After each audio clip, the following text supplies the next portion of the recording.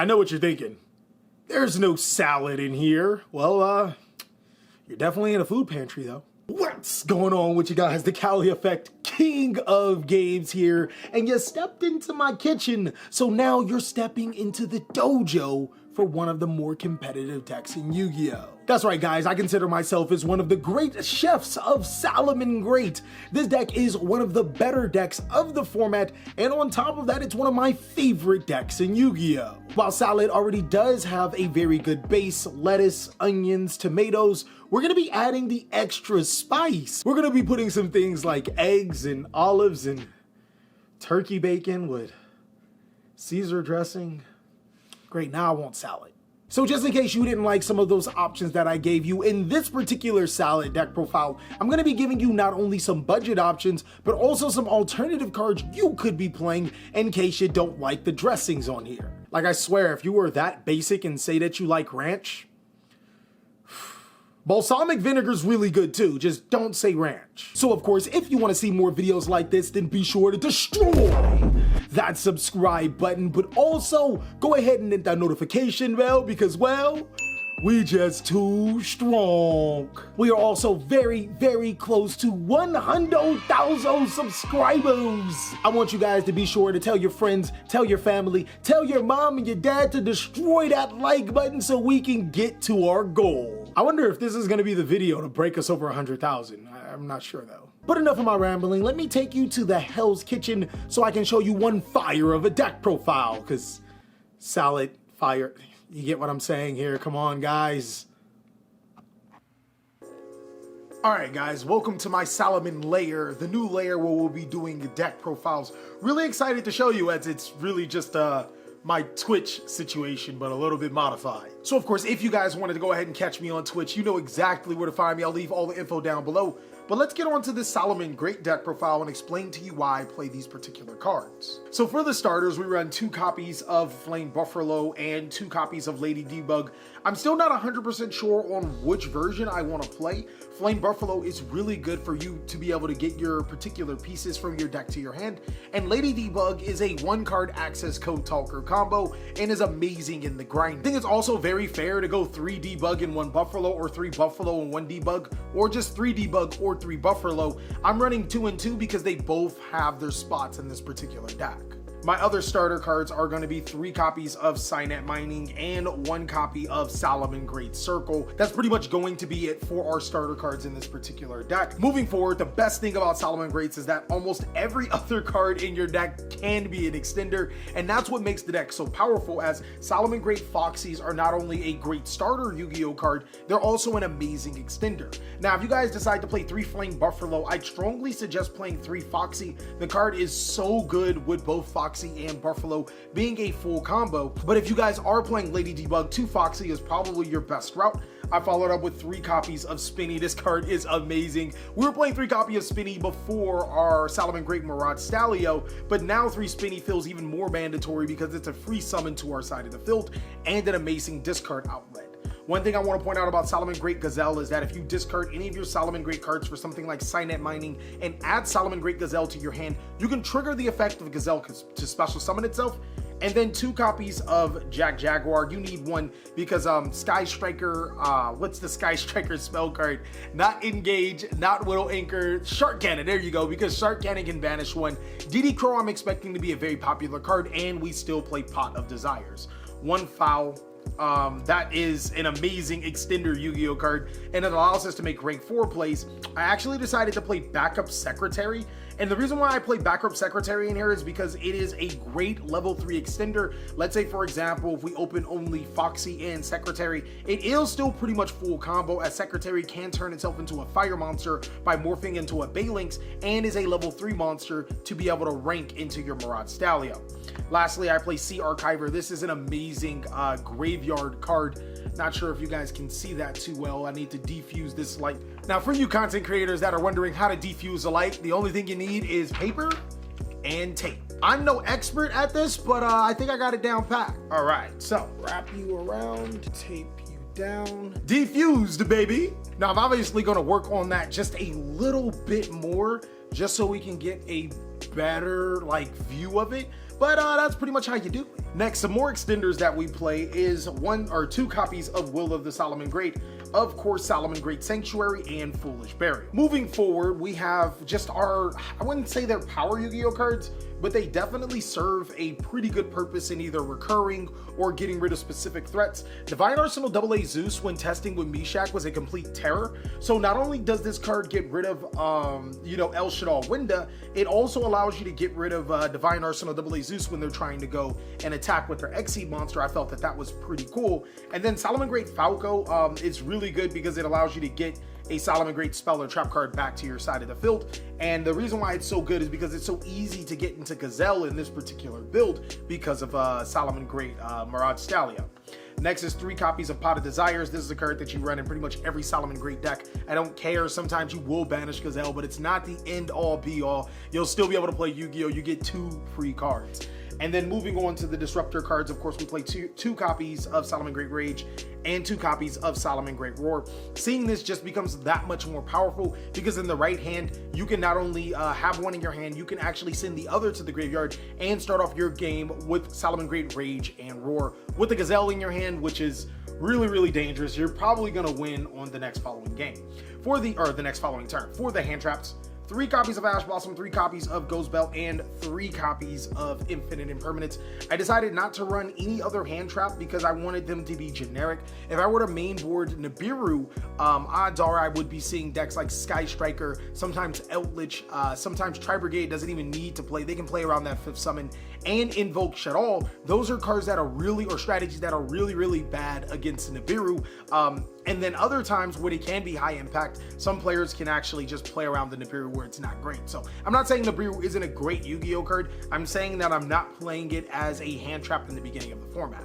For the people that may not have noticed, I am not playing Parallel Exceed, and that actually coincides with Nibiru possibly not being a very popular Yu-Gi-Oh card. In builds of old, you guys may have seen me play Parallel Exceed, Trap Tricks Farflacia, and Gravedigger's Trap Hole, and why I would do this is because it allows me to make Trap Tricks Farflacia, which could stop a Nibiru before I could commit to my 5th summon. So if you guys are seeing a ton of Nibiru in your local level area, consider dropping some Yu-Gi-Oh cards for that Parallel Exceed and that Gravedigger's Trap Hole.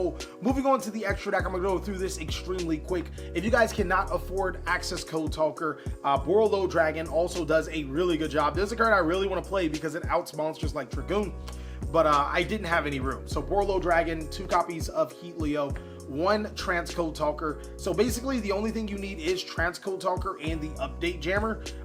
If you wanted to, you could play multiple Transcode Talker instead of the Access Code Talker as well, because this card is actually a card that allows you to go for game. Access Code Talker just gives you the more pops. 3 copies of Salamangreat Sunlight Wolf, and 3 copies of Balalay Links, 1 copy of Splash Mage, 1 Bagooska, 1 Abyss Dweller, and our new Salamangreat Mirage Stallion. So that's pretty much it going to be for the extra deck. Some other budget cards or some other cards, alternative cards you guys could be playing. Of course, the Borolo Dragon that I mentioned before, it's really good against cards like Dragoon. It's just an amazing link board and a lot of people sleep on. And then of course there's Salamangreat Pyro Phoenix. I think that this card is a lot more easier to get into because of Mirage Stallion, so I strongly consider playing it. But I went against it because in a lot of boards that I want to break with Pyro Phoenix, I won't be able to break with Pyro Phoenix because those boards are disruption boards and can stop the Phoenix in itself. Hita is also a really, really good card because you can still make some fairly good combos, and there's a lot of fire monsters as well as Ash Blossom into the metagame. And then Link Garibo if you guys are seeing a heavy trap meta. But that is it for the main board and the extra deck. I think I did all of the budget options. Infinite Impermanence, if you can't afford it, Effect Veiler is a great budget card. But yeah, let me show you why Salamangreat is so awesome with these combos. Alright guys, so I'm going to show you one of my favorite combos with Salamangreat, and it's actually very bare bones. It's going to require just Salamangreat Spinny and Salamangreat Foxy, so you're going to be able to add a trap of your choice. It's going to be fairly difficult for this to be hand trapped and you not be able to make a second Sunlight Wolf, as well as you'll be able to add that Gazelle back to your hand and have that trap card ready to be activated. So what you're going to do is normal summon Salamangreat Foxy and don't activate its effect. You're going to immediately link off the Foxy into your Salamangreat Bay Links. using Balinx's effect to add Salamangreat Sanctuary. Next, you are going to activate Salamangreat Sanctuary, and because you have a spell, because there is a face-up spell card on the field, you can use Foxy's effect to discard the Spinny and special summon the Foxy to your side of the field. If there are no spell and trap cards that you would like to destroy, do not use Foxy's effect.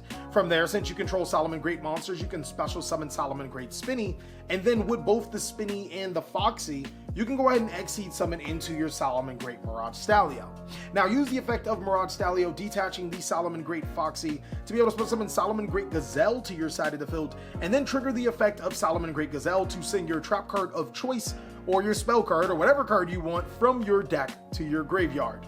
From here, here's where it gets a little bit tricky, as you're actually going to use your Balinx and your Mirage Stallion for a link into your Salamangreat Sunlight Wolf, and then you're going to link off your Salamangreat Gazelle into your Salamangreat Balinx, which will trigger your Sunlight Wolf to add your Salamangreat Gazelle from your graveyard to your hand.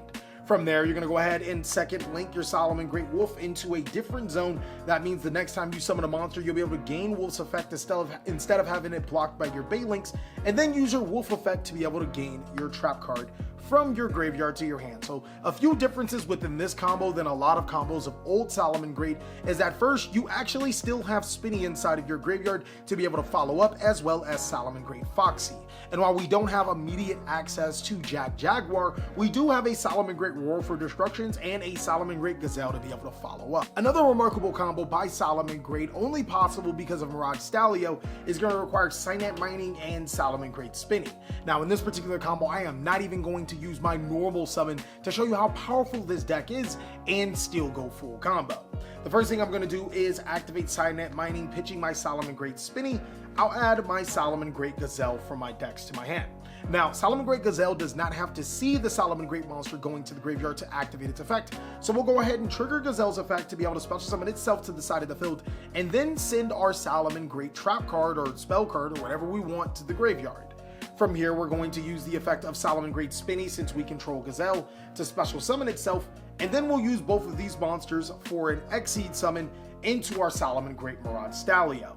Mirage Stallion's effect will activate. We will detach the Gazelle to be able to special summon Salamangreat Jaguar. The next thing we are going to do is link off our Salamangreat Jaguar into our Salamangreat Balinx, adding Salamangreat Sanctuary from our decks to our hand.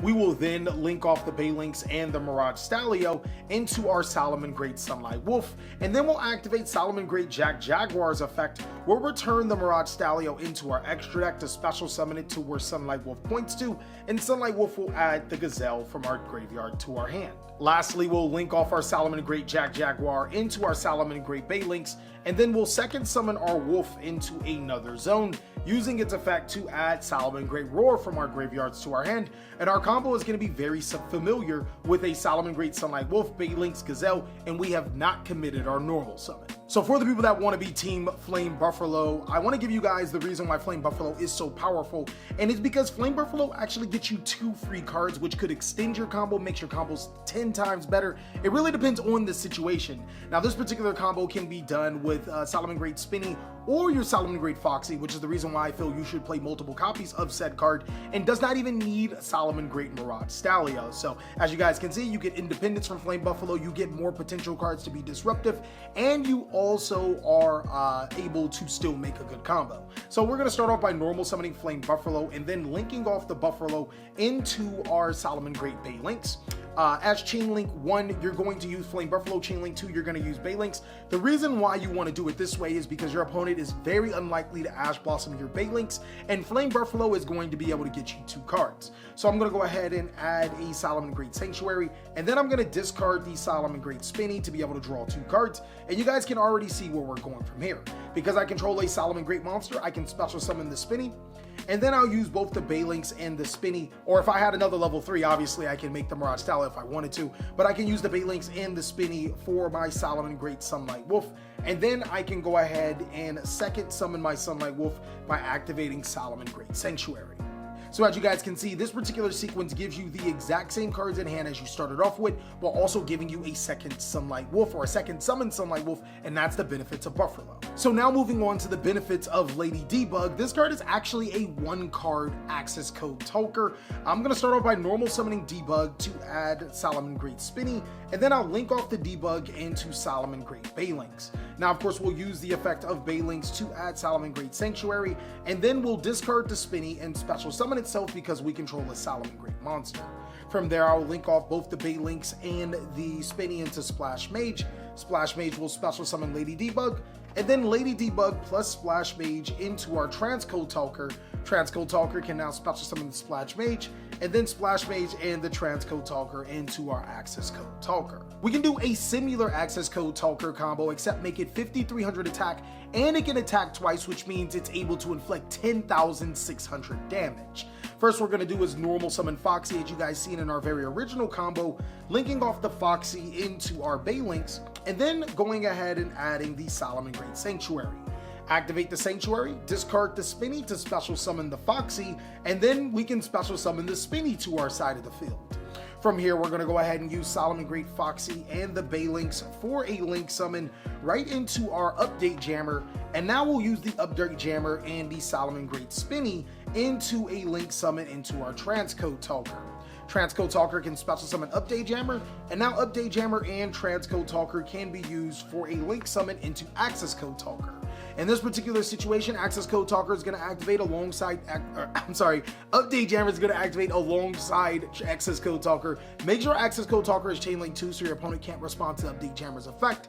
This basically means that your Access Code Talker can now attack twice as a 5300 attack monster, and it also gains attack due to Transcode Talker's leak rating, making it 5300. And for the last two combos, I'm going to show you the power of Signet Mining and Will of the Salamangreat. You would think that this isn't necessarily a terribly powerful combo, but boy, it is. If you have just these two cards, you can start off by using Signet Mining on Will of the Salamangreat to be able to add Salamangreat Gazelle from your deck to your hand. Now, unfortunately, I didn't discard a Salamangreat monster, so I can't special summon Gazelle, but I will normal summon Gazelle and use its effect to be able to send Salamangreat Spinny from my deck to the graveyard, and now I can special summon Spinny. Now, conventional wisdom will probably tell you to go into Mirage Stalio, but the problem is Mirage Stalio will lock you into activating only fire monsters. I'm going to show you guys something different, as I'm going to go ahead and link into my Salamangreat Spinny and add my Salamangreat Sanctuary, and then I'm going to link again into Sunlight Wolf, and then I'm going to second summon Sunlight Wolf. We will trigger the effect of Sunlight Wolf, we will add Will of the Salamangreat, and then we'll activate Will to special summon our second Sunlight Wolf in the graveyard, and that'll add Gazelle into our hand. From here, we can link off both of our Salamangreat Sunlight Wolves into an Access Code Talker, and since we didn't use Mirage Stalio's effect, we can use the effect of Access Code Talker to destroy a card, and it's 4300 attack. Now, as you guys know, I'm the chef of Salamangreat, so I'm so mean with it. I'm gonna take that combo and do a whole nother scheme with it. So this time around, I'm gonna say 2 Will of the Salamangreats, though it can be any Salamangreat card in your hand as well as a Will. We're gonna go ahead and activate Signet Mining, almost doing the exact same thing, adding and normal summoning our Salamangreat Gazelle, but we'll send Foxy from the deck to the graveyard, and then we're going to link off our Salamangreat Gazelle right into our Salamangreat Baylinks, which will trigger to add Salamangreat Sanctuary.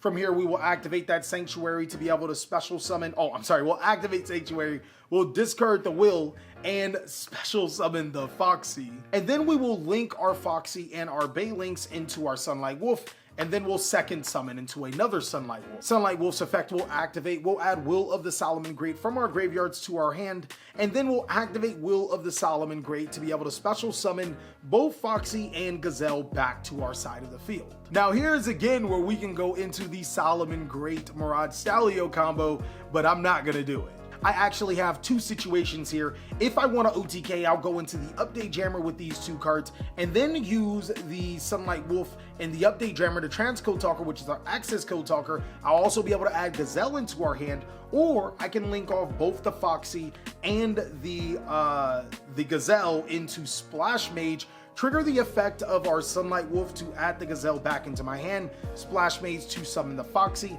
We'll link off from here into our Transcode Talker, Transcode Talker can special summon the Splash Mage back, and then we will finish off again with both monsters on our side of the field in Access Code Talker and Salamangreat Sunlight Wolf. Well, that is all that I have for today for Salamangreat. I know it is a ton of information and a ton of profile. I wanted to make sure you guys know who's the chef when it comes to Salamangreat, as this is a fairly awesome deck, and anyone that's new to the strategy, I want to tell you how cool the deck can be. But of course, if you want to see more TheCaliEffect content, possibly even a Salamangreat live duel, we're flirting with YCS Summer Cup. Go ahead and check out these videos, but I'll catch you on the next one.